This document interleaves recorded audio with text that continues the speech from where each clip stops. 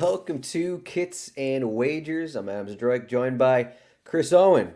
Midweek matches in the Premier League, game week 12.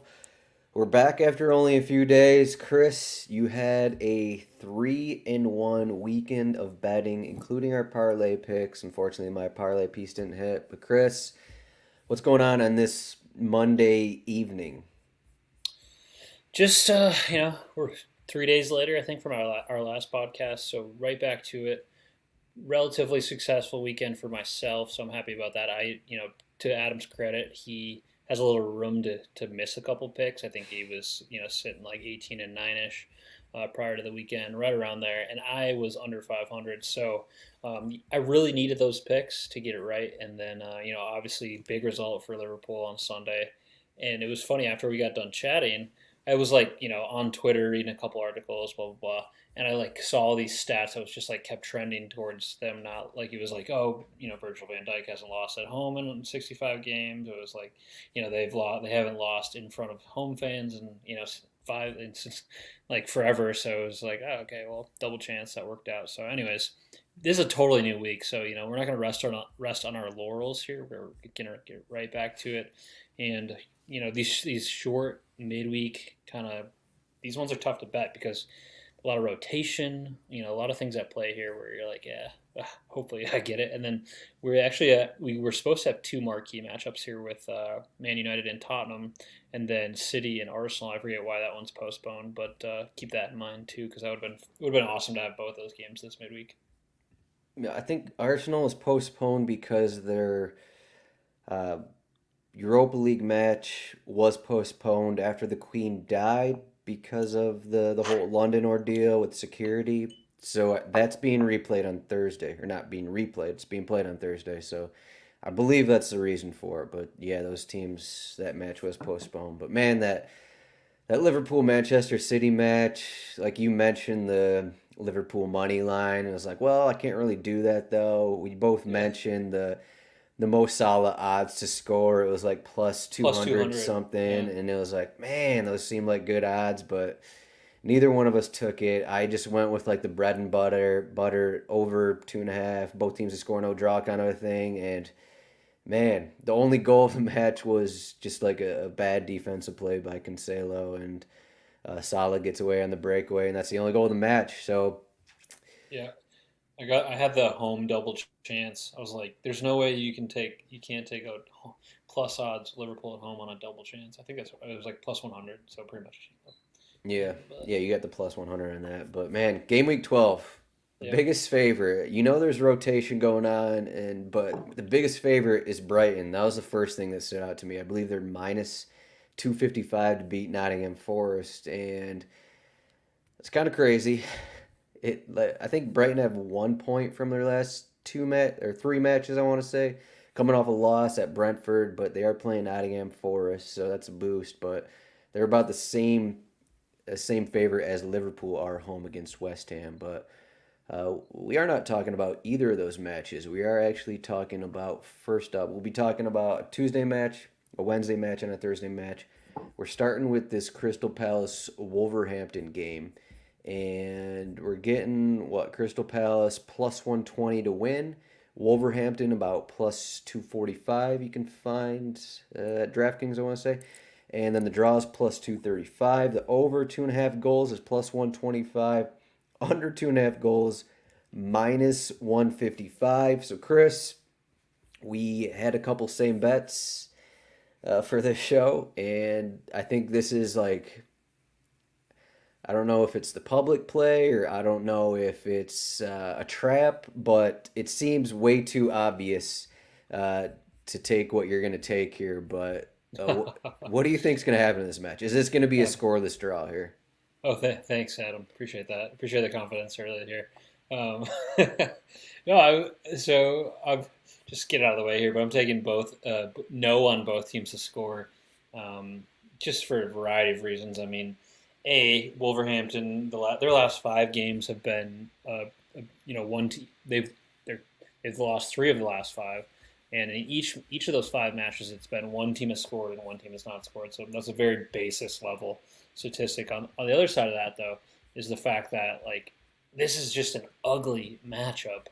Two teams like Crystal Palace. If they're playing a more attack-minded side, then they're a little bit more fun to watch. But I'm not going out of my way to watch Crystal Palace Wolverhampton. However, we do have to talk about them this week, so I think it's interesting. In Crystal Palace's last 9 matches against Wolverhampton at all competitions, the score has been under 2.5, which is pretty crazy. So I'm just like, all right, well, given that, I'm going to stick to them. Maybe Palace winning 1-0, or it could be 0-0. I just think we're going to see a very defensive kind of match here, and Wolverhampton have not exactly been lighting it up from an attacking standpoint. They won. They did win last week 1-0, but they had lost 3-0, 2-0, 3-0, and then the last win before that was against Southampton 1-0. So they have 2 goals in 5 matches. Crystal Palace, on the other hand, they've been a little bit better, but a 0-0 in their last match. They had won 2-1 part of that, lost 2-1 part of that, but then 0-0, 1-1.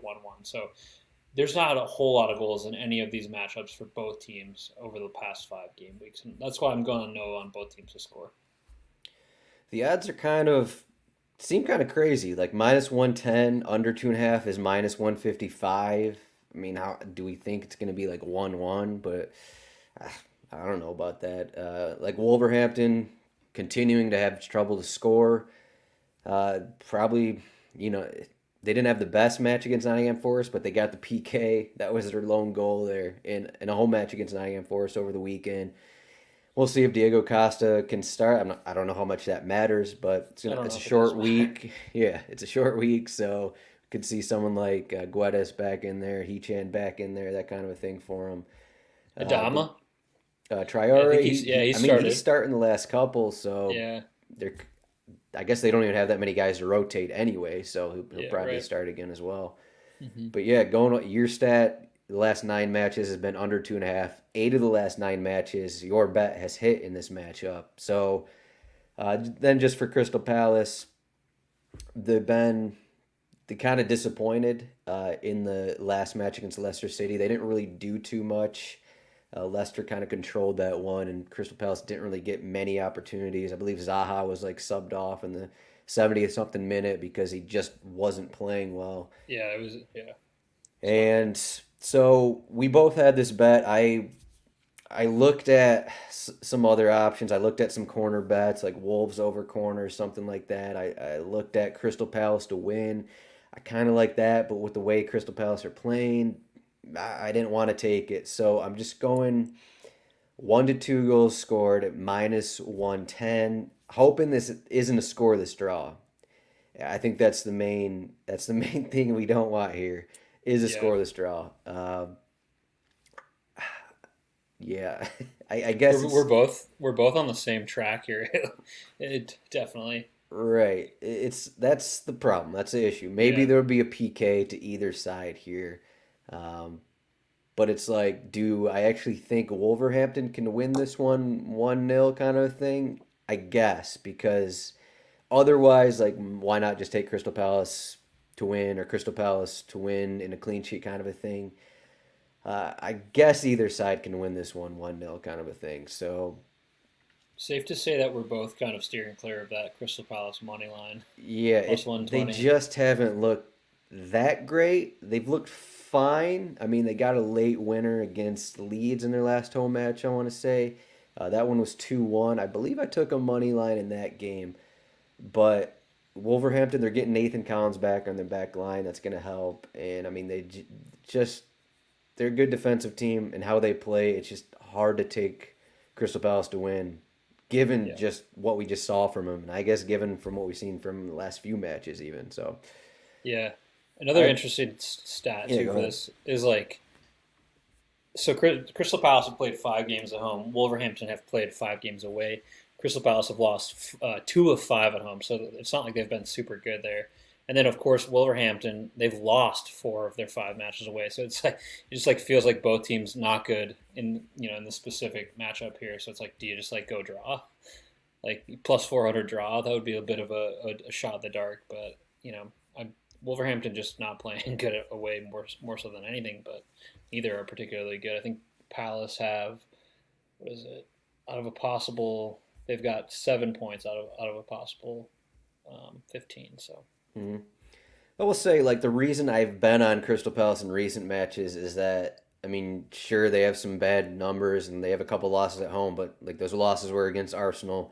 There's against Chelsea. So, like, they've had a really difficult schedule to open this season. So that's kind of why I was on them against Leeds, and I might take them money line, but it's not my bet for the show here. We'll also see what lineups look like. Again, rotation is possible, but. Next match, we got the biggest match of midweek. This one is on Wednesday. We have Manchester United coming off a scoreless draw against Newcastle, where they're kind of outplayed at home. Didn't really show a ton, but they're plus 145 to beat Tottenham. Tottenham are plus 185. You can get the draw at plus 255. Over 2.5 goals is minus 140. Under 2.5 goals plus 115. We have a couple different thoughts on this one. Well, you took Manchester United to win last week or last I did. weekend, Yep. and you wanted to take them to win this game, but I told you not to. Give me your thoughts on this game. You talked me off the ledge on taking the money line again. This would have been my third time taking Man United money line on the season, and I'm right now. I mean, I guess that didn't Oh, you hit. took them against Arsenal. That's right. Yeah. Yeah, yeah, and that one actually hit. But this one, I got him on the weekend against Newcastle 0-0, so I didn't catch the match, but from Adam's scouting report, it sounds like Newcastle played better.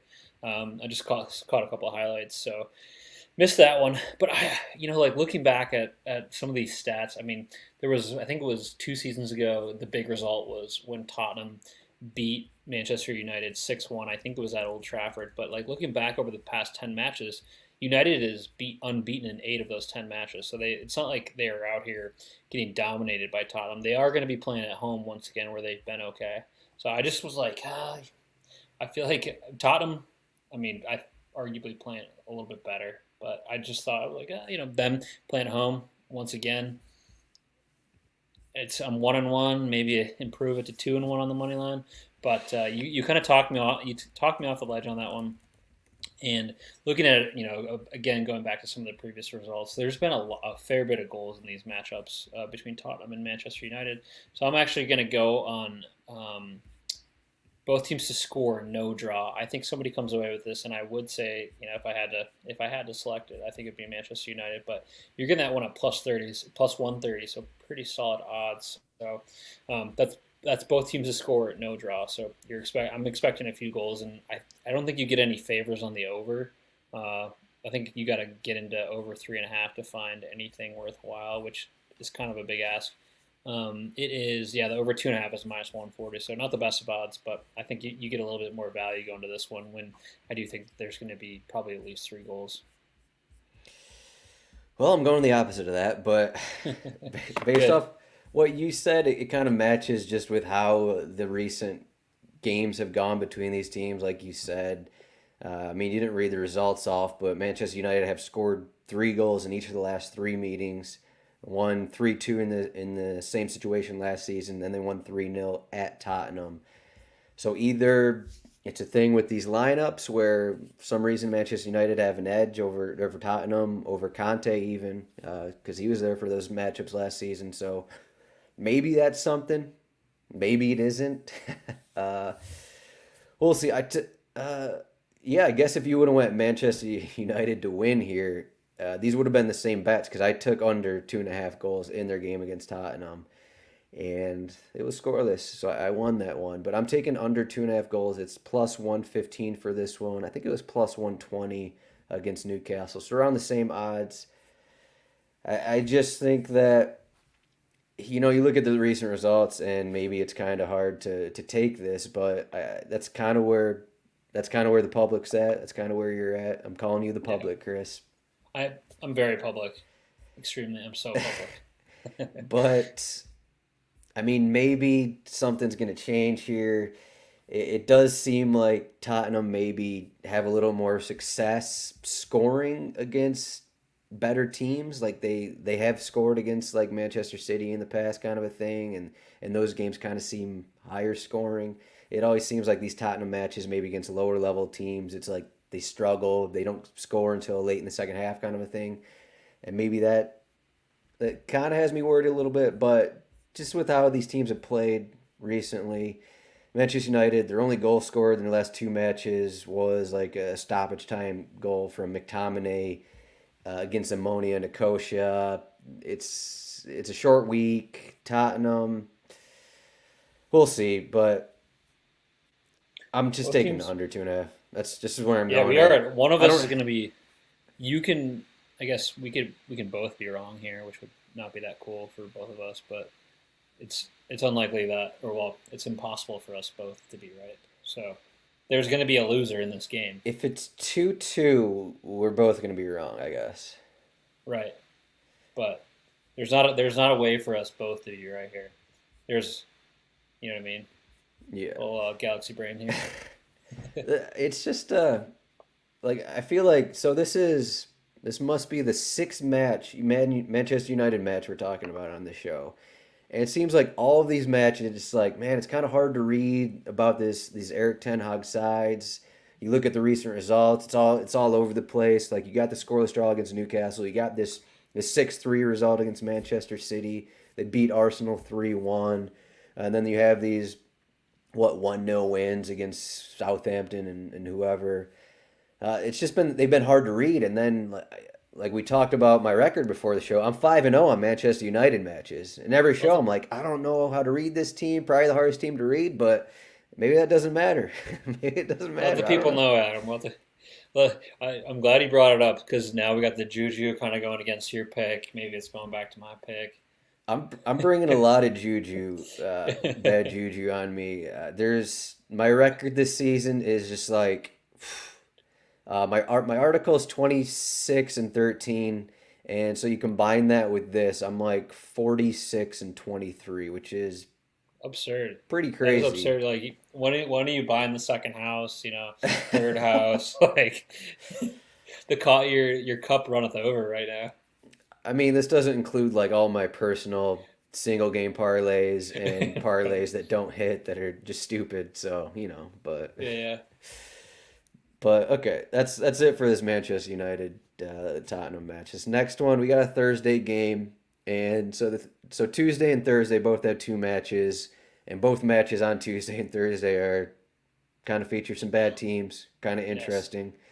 So we got Leicester City home against Leeds, and Leicester City plus 125 to win. They will not have James Madison in this match. Leeds are plus 220 of note. So what? October 14th. So 3 days ago. I don't. This might have been after the weekend matches. I think this is Saturday. Plus Yeah, yeah. 265 Leeds were to win this game. Now they're plus 220. So it looks like some money has gone on Leeds. Maybe that was after the James Madison card. So he's suspending that one. I'm not sure. But the draw is plus 255. And then over 2.5 goals minus 140. Under 2.5 goals plus 115. Again, this is another one where we had the same bet coming in. So what do you think is going to happen here with Leicester without James Madison? I think it's trouble, basically. I think you're on Yeah, the same side here. yeah. We know James Madison here. They're gonna. I mean, I like some of the other players in their attack, but I just don't. I think without James Madison, they're gonna kind of like lack that cutting edge that not that they've had it really all season, but I mean they have been. They're a definitely better team when he is in the lineup. That being said, but prior to the last two matches, they've been giving up goals by the boatload. They've been slightly better the last two games, but still, Slightly. yeah, only. Well, AK, they're not giving up 4 goal, or I guess they won 4-0 I against guess Tottenham, that but they're they not have giving up six back-to-back goals. clean sheets at home. I guess we can Yeah, say that. yeah, exactly. So that being said, it's like I could see this kind of, and Leeds have themselves been kind of a little bit struggling to score goals. I think they've had what maybe got 3 goals, 4 goals in the last 5 matches. So they've been shut out twice, twice in the last 3 matches. So it's like they're not playing pretty that well either. I honestly thought they could have beaten Arsenal the other day. They got a little unlucky there at the end, and then that one I think they call Bamford's goal off there. That was a Yeah. little controversial too.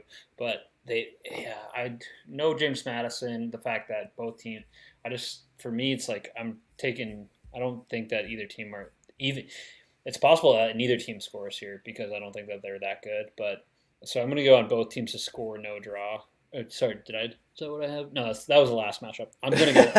I just read that from the last matchup. I'm actually going to go under 2.5 goals plus 115. Sorry, a little mix up there on my own sheet, but I was like, wait a second.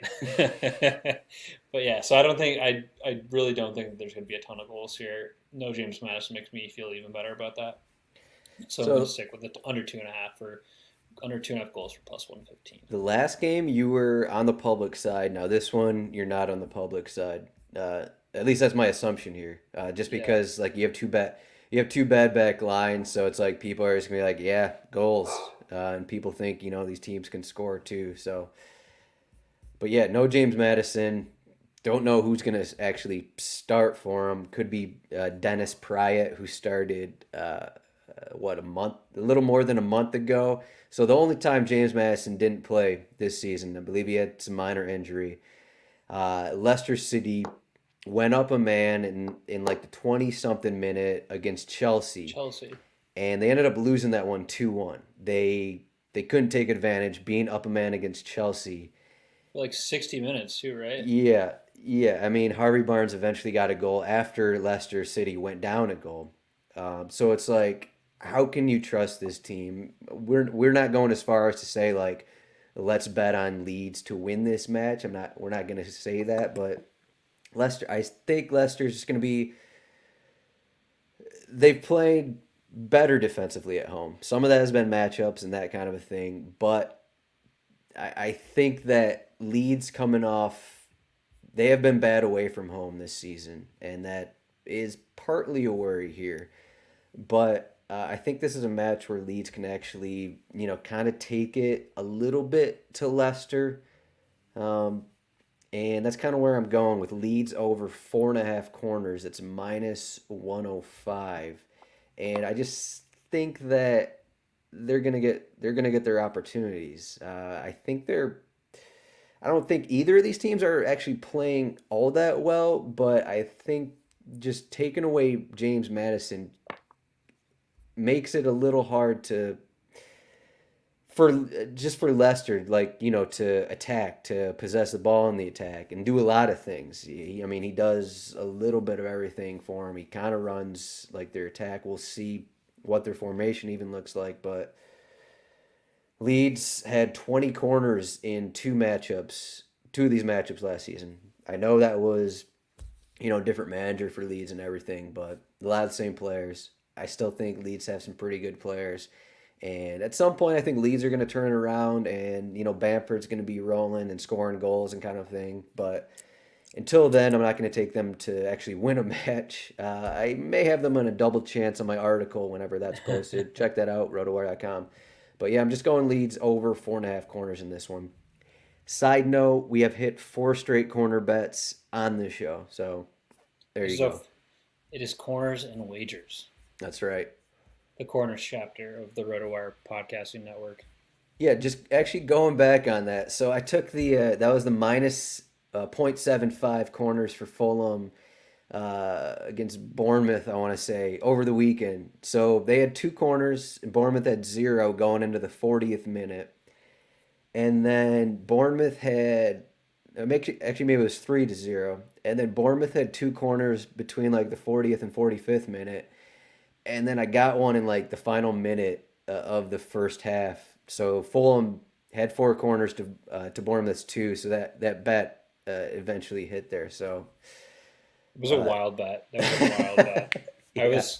I had to get out like my big time calculator for that one, and carry the 1, move the 0 type of thing. It was a little confusing. If you want a crazier corner bet, I found this earlier today. I sent this to Chris. Apparently at FanDuel, you can it's called like a multi-corner bet. And it's like if Leicester have 2 corners in the first half and then they have 3 corners in the second half, you take the 2, multiply it by the 3, and it's 6 corners. And it's like the multi-corner bet would be like over under 6.5, 7.5, 8.5, or something. And it's just like, why is this a bet? So yeah, so I mean, like if you get like 4-4, you're in great shape. Yeah, it's like right, That's it. 4-4. But if you get like a 4-1, Oh if you right, get one yeah, in the then first half, like you're screwed because like it's yeah, it's four. yeah. It's like, You could have man, like just yeah. take like a first half or second half corner bet. It just seems like, what if you get one in one of these halves? Like, what if in this situation, like, what if Leicester City score two goals in the first half and they have five corners, but in the second half, like, they don't need to push, so they get 0-1 corners and their over unders like 5.5 or something. It's like, oh well, they don't get a corner in the second half, so I just lost this stupid bet. If I don't think there was any doubts about you doing your research here in the back end, specifically about corner bets. But if, just in case the listeners had any doubts, like we can, I assure you that Adam's out there looking up any possible corner bet for all of us. I That did was some a wild diving one. today. Let's say Yeah, that I did some diving. good cup of coffee. It's just like a warning for, while that bet looks fun, it also looks like kind of stupid. So maybe I'll put some money on one and then I'll come back. I'll report back to the show to see how it went. Yeah, that sounds like a good plan. We'll cover this like later this week, I'm sure. All right, so the parlay, mine did not hit. I took under 2.5 on Crystal Palace Leicester. That game was scoreless. Chris took I think I over. had under on the Aston Villa game. Under, yes. I had Under in the Aston Aston Villa Villa under Chelsea two and a game. half. Yeah, Yep. and it was 2-0. yep. Aston Villa had like 8 shots on target in the first half. Kepa had 8 saves, Yeah, obviously. So wild result for you there. But loved it. your parlay record is 5-4. Mine's 4-6. The team parlay is 3-7, but we're only down $5. So we're about even on, even though we're 3-7 on our parlay. As That's a because we as got the a plus 200. When they Yeah, hit, they as hit. a, if you think that we're down on the show, I'm 20-10 and I'm up like 1,200. So you're not down. There you go. I'm down a little bit though. Yeah, I got your back. I got your back. Thank you. Speaking He's of sharing corners, the wins. speaking of corners, you got to get into your bet, Chris. You're taking a corner bet. So Yeah, there you go. corners and wagers, as we mentioned, we're always doing the research here. Speaking of corners research, we were kind of tossing this one around pre-show, thinking about some matchups, and I was like, what do I want to do? Newcastle Everton is interesting, but I didn't want to take any specific like winners or losers in that one. So I'm taking Newcastle race to 7 corners. So what we need Newcastle to do is get to 7 corners before Everton, which seems likely if it does happen that it's going to be Newcastle. At this point in the season, Newcastle is leading the league in corners. I found this pretty interesting. They're beating Man City, Liverpool, Tottenham, like three sides who usually are dominating games and getting a lot of these like set piece opportunities. They have 74 corners through 7 games. And then the other part of that is Everton are conceding the most corners of any team in the Premier League. So per 90 minutes, they're conceding 8.2 corners. Uh, it's basically 8 matches or eight corners per match here. So you kind of combine the two, Newcastle's propensity to take corners and Everton just giving up a bunch of them. I'm going to go Newcastle race to 7 corners minus 125. I like it. I'm gonna definitely take this bet. Probably in this parlay, probably by itself. Newcastle love to press forward at home, love to push, love to be on the attack. All these games are going to be under the lights. That has to be mentioned here, and that I think is another boost for Newcastle playing at home. But just in general, like you said, Everton kind of playing a defensive style that leads to a lot of corners for the other team. And I guess the only worry is that it's like Newcastle score 3 goals in the first half, and they have 6 corners, and then it's like they don't have to press in the second half, and they don't have any of that kind of thing. But I looked at they recently beat Brentford 5-1 at home, and I think they had 8 or 9 corners. So I think that helps the race to 7 corners here. Also, just the way Everton plays too. It's like pretty compact, like definitely like clearing it out as much as they can. Yeah, I mean A they're little just bit more hoping like defensively. they're hoping Cody and Tarkowski just block everything, and then Pickford to save everything out to corners. Yeah, totally. My bet is Chelsea. Just going a pretty simple route here. Graham Potter is on a pretty awesome run for Chelsea. I don't even. I guess I should have looked this up. They're probably won 4 straight now. I don't know if it's 5 straight, but even with injuries, I'm not too worried about this one. We'll see how their lineup looks like. We could see like a Pulisic in here in the starting 11. We could see Conor Gallagher in the starting 11 kind of thing, but they've rotated a bit. Reece James was already out last match, but they're fine. And yeah, just Chelsea to win is minus 140.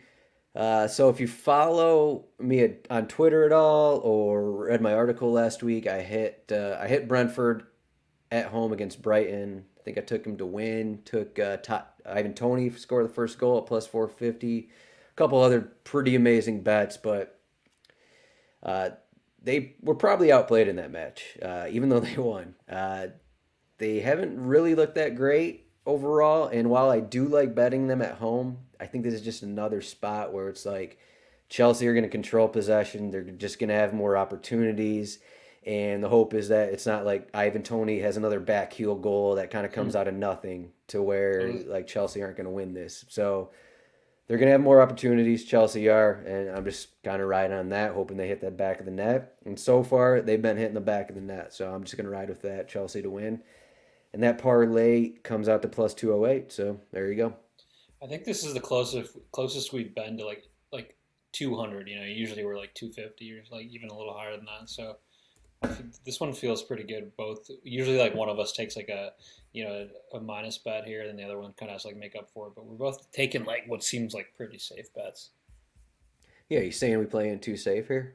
No, I think we're playing it smart. All right, there we go. That is Kits and Wagers for Game Week 12. We're coming on a Monday, and I think this is the last Premier League midweek until the World Cup.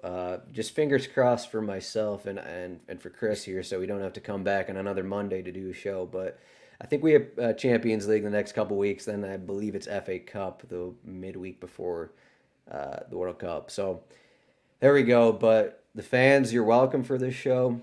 Chris, thanks for coming on. You're in Massachusetts, not to reveal your location here, but you've been traveling around the East Coast, so you're just putting in these shows away from home. Thanks for coming on. I've been out of my bunker, my basement office for a few weeks here, but it doesn't matter. We're staying sharp. I've got an opportunity to get back to 500 this week, and that's what I'm solely focused on right now. Yeah, again, there are the records. I'm 20-10. Chris is 12-14-1. You just got to go 3-0, and then you're back above 500, and then from there, only goes up. Only goes up from there. There we go. Exactly. But there we go. Again, the parlay: Chelsea to beat Brentford minus 140. Newcastle race to 7 corners minus 125. Those odds are plus 208. You can find this bet at DraftKings or. For the most part, I think the race to 7 corners you can find at most sites, but I believe Newcastle's over-under is 6.5 corners. So if the race to 7 corners isn't available to you, just take that over 6.5 and should be around the same odds there. But yeah. Chris, you can find him at CHROwen8 on Twitter. I am at Zdroik. Chris, any other lasting thoughts here before we go? No, just looking forward to a couple matches. Definitely, despite us covering the Crystal Palace Wolves match, I'm probably going to watch that Nottingham Forest game instead. But just looking forward to watch some more EPL games. Before we go, Mohamed Salah is only minus 110 to score home against West Ham. Are you going to take that bet? Man, I should have took the plus 200 against City, but yeah, those are good odds. And the one that stuck out to me on that match was the Liverpool plus 1.5.